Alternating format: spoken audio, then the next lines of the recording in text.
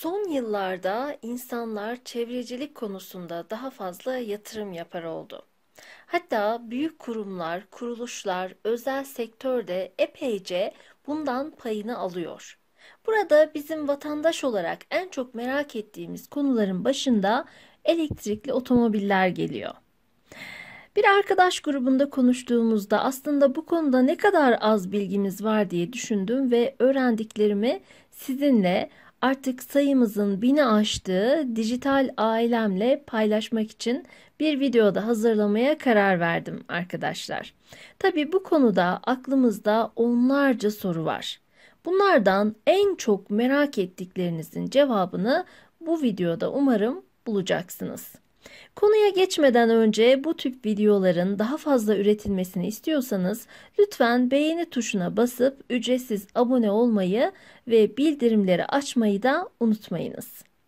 Öncelikle elektrikli araçların menzilinin çok az olduğuna dair bir şehir efsanesi var. Ben de ilk başlarda böyle sanıyordum, ne yalan söyleyeyim.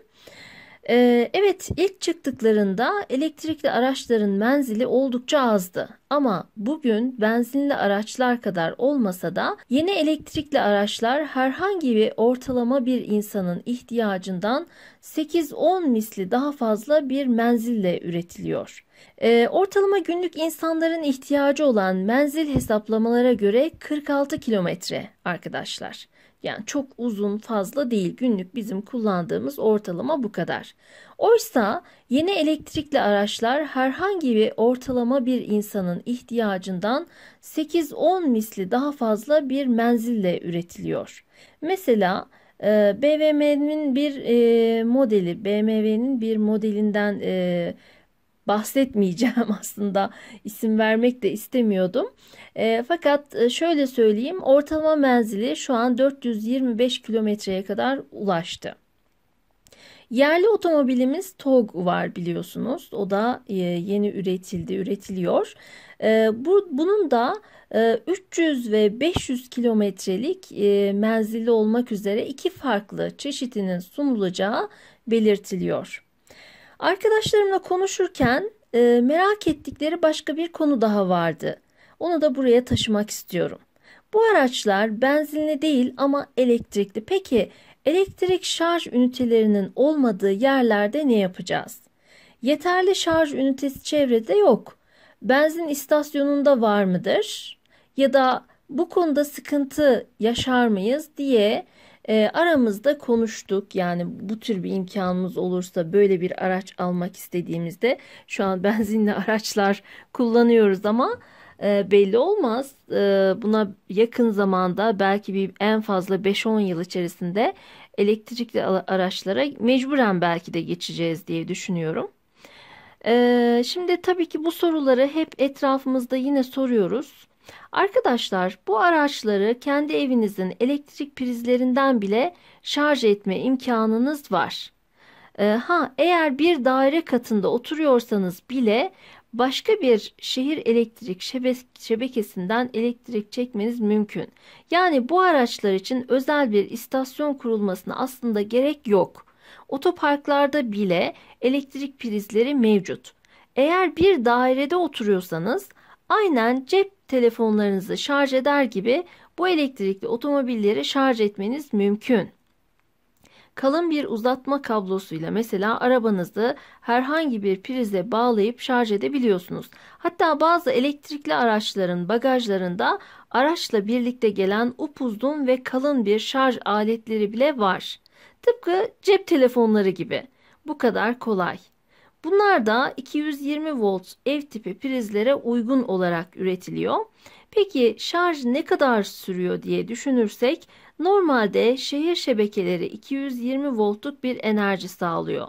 Bu da ortalama 6-7 saatte 100 kilometre, yani 2 gün yetecek kadar bir menzil kazanmanız anlamına geliyor arkadaşlar. Oldukça pratik değil mi? Çıkıp dışarılarda bir benzin istasyonu falan aramanıza gerek kalmıyor. Üstelik de tabii doğa dostu. Bu en önemli etkenlerden bir tanesi.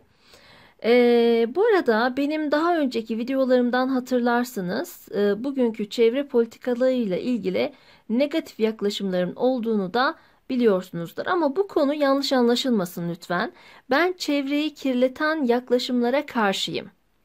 Elbette ki çevreyi hepimizin koruması gerekiyor. Havamızı korumamız gerekiyor. Kirlenmesine engel olmamız gerekiyor. Ancak bunun ülkeler bazında vergi getirerek, yani bir baskı aracı haline getirilmesine de karşı çıkıyorum. Bunları birbiriyle karıştırmamamız gerekiyor. Yani elektrikli araçlar özellikle hava kirliliği için zamanla tercih etmemiz gereken sistemlerin bir parçası. Yeter ki çevre sorunları ileri sürülerek bu bir baskı aracı haline getirilip ülke bağımsızlıklarına halal getirilmeye çalışılmasın. Neyse, konumuza devam edecek olursak. Eğer imkanınız varsa elektrikli araçlar oldukça pratik ve enerji konusunda da sıkıntıya düşeceğimizi düşünmemiz için hiçbir neden yok. Şarj konusunda da farklı isimlere ve farklı sürede şarj sağlayan üniteler geliştirmeye devam edildiğini biliyoruz. Burada reklama girmemesi için isim vermek istemiyorum ama hadi bir tanesinin isminden bahsedeyim. Mesela yine BMW diyeceğim. Bunun Wallbox isminde bir ürünü var. Bunlar 8 saatte tamamen, yani 425 kilometrelik şarj etme imkanı sağlıyor sizlere. Tabii diğer markalarda da buna benzer ürünler mevcut. Yüksek güçlü şarj istasyonlarında ise sadece 10 dakikada 100 kilometre menzile ulaşabiliyorsunuz. Başka bir konu ise, tabii bu otomobillerin deposu falan yok biliyorsunuz. Pili var, bataryası var.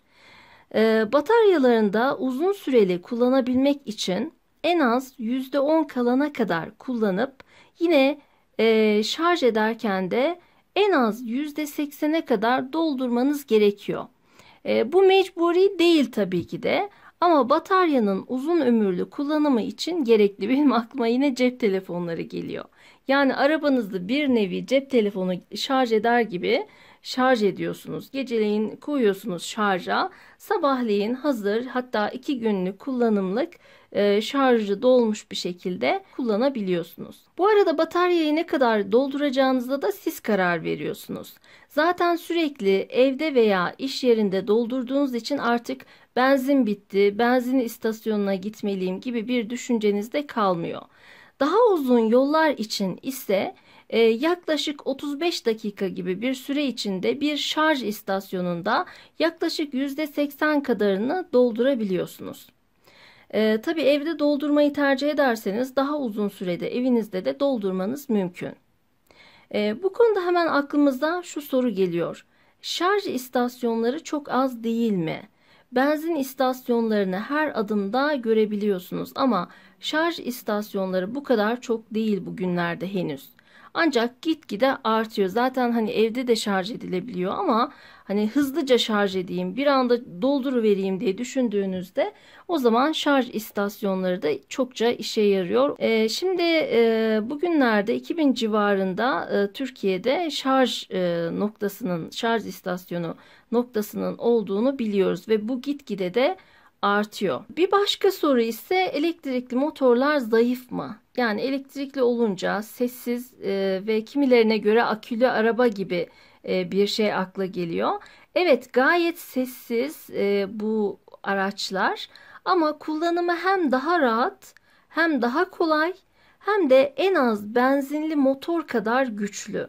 Benzinli motordan hiçbir farkı olmadığı gibi günden güne tabii teknoloji ile birlikte daha da güçleniyor. Hız ve çekiş gücü açısından artık diğerlerinden hiçbir farkı yok. Tek farkı daha temiz ve daha rahat. Üstelik hızlanma ivmesi de çok daha yüksek. 326 beygir güce varan elektrikli otomobiller var artık. 6 saniyede 100 kilometre hıza ulaşabiliyor, sıfırdan 100 kilometreye kadar. Üstelik gaz pedalı dediğimiz, artık buna tabii hızlandırma pedalı dememiz gerekiyor. Gaz pedalı değil. Bu şekilde almamız gereken pedaldan da ayağınızı çekince ortaya çıkan sürtünme enerjisi, bu kinetik enerji tekrar bataryayı şarj etmeye başlıyor. Bu yüzden araç frene bile basmadan kendi kendine yavaşlayabiliyor.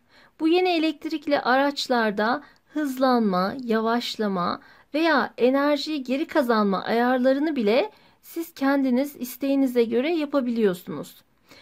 Şimdi önemli başka bir mesele ve iddia ise elektrikli araçların aslında benzinli araçlara göre çok daha fazla çevreye zarar verdiği iddiası vardı bir ara.